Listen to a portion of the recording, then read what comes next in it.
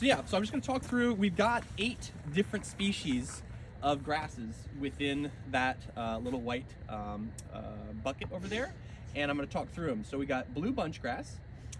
It's high value for foraging. It's got really good protein in the beginning part of the season, and it's the official state grass of, you guessed it, Montana, Oregon, and Washington.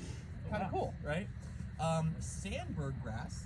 It's usually first to like green up in the spring, and 1 kilogram of seed of that has, or 1 kilogram of that has 2 million seeds. That's wild, right? Now to bottlebrush squirreltail. This thrives in really harsh, gnarly conditions, and it's like super hardy. So it's one of the few plants that can actually compete with cheatgrass, which is kind of unheard of, you know. Sherman big blue grass. So this thrives with sage and ponderosa pines, also great for grazing. Idaho fescue, very cold tolerant. It's tolerant up to -10 degrees Fahrenheit. Oh, wow. That's wild, right? And it prevents invasive weeds. Kind of cool. And now sand dropseed. It has tiny reddish orange seeds. Birds absolutely love it. Now to Indian rice grass. It's a source of gluten-free flour, if you guys are interested in that, and can be found from British Columbia all the way to Mexico. That's wild. Now Yakima yarrow.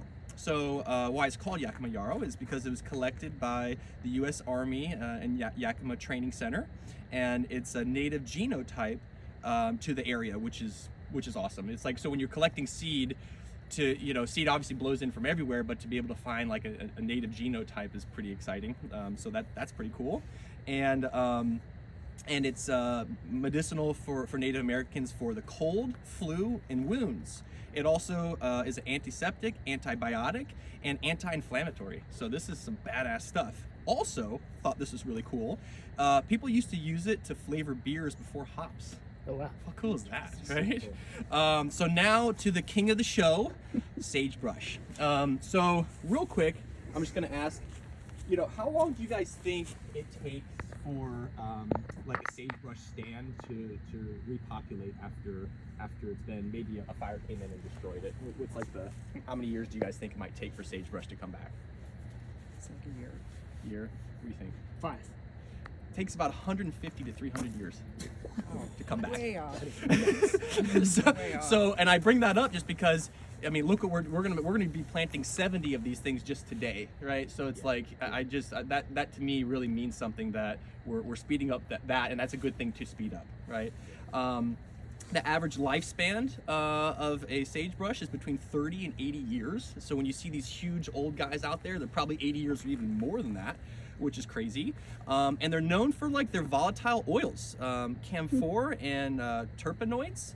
And this is to deter herbivores.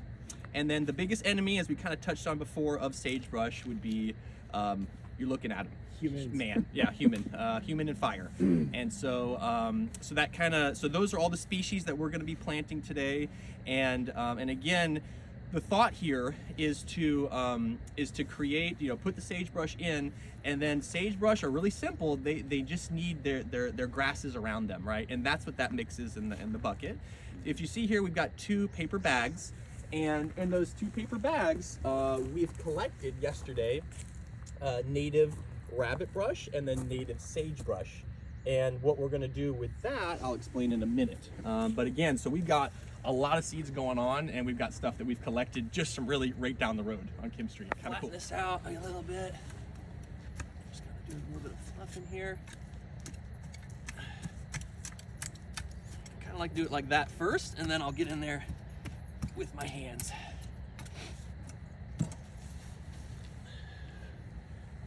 Nice and cold. Love it. And obviously soil temperature is pretty important, right? And because we're not at freezing yet, we can do this planting. But if we were in some serious freezing weather and the ground was frozen, then you would not want to do this planting. Okay. As much competition as I can get out of there. Cool.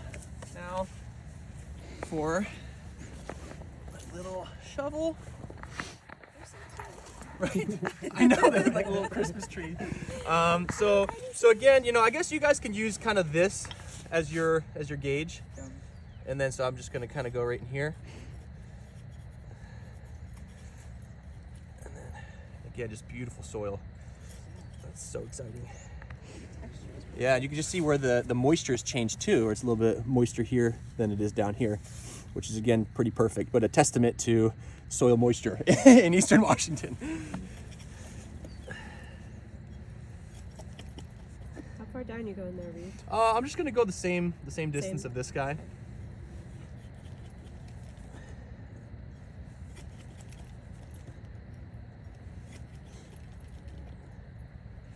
Alright, let's just see this. Maybe a little bit more.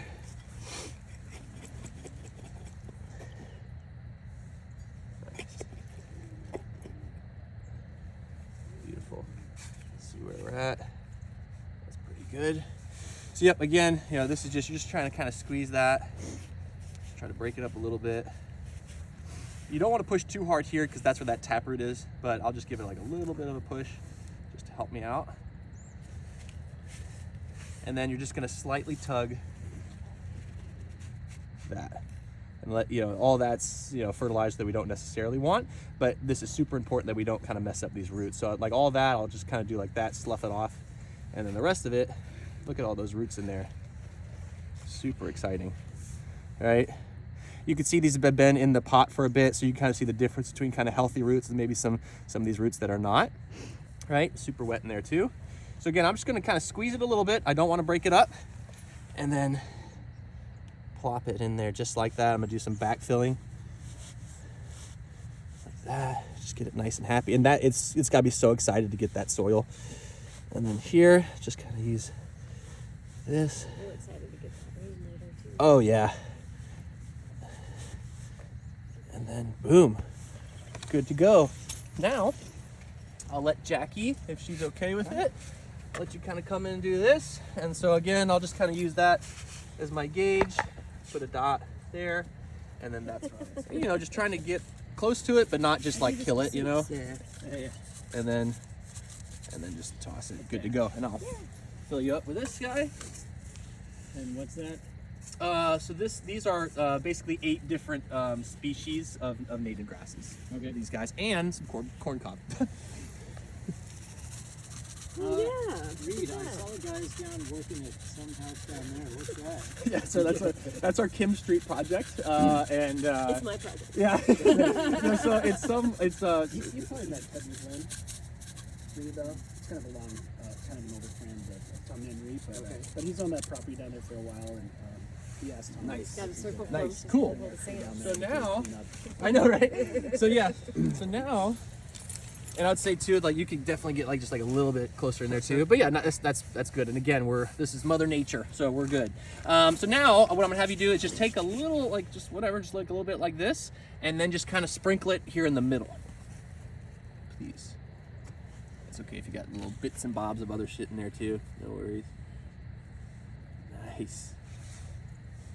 Beautiful. Yep. And then I'd say, just because these are going to want to fly away, we'll just try to like just tamp them down just a little bit. Cool. And then I'll have you do the same with our sagebrush in that same little area.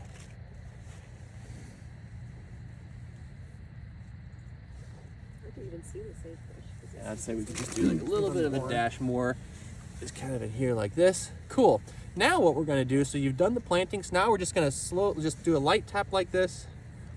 Just so we're having some good, and we're just giving these seeds a last little bit of good juju before we let them roll. All right, so that's good. Then you're just going to take some of this nice soil, and then just kind of do a little bit of this. Just a little light sprinkle, real light. Perfect. Perfect, Jackie. Nice job. Done. Hey. Nice. Hell yeah. Nice. Cool.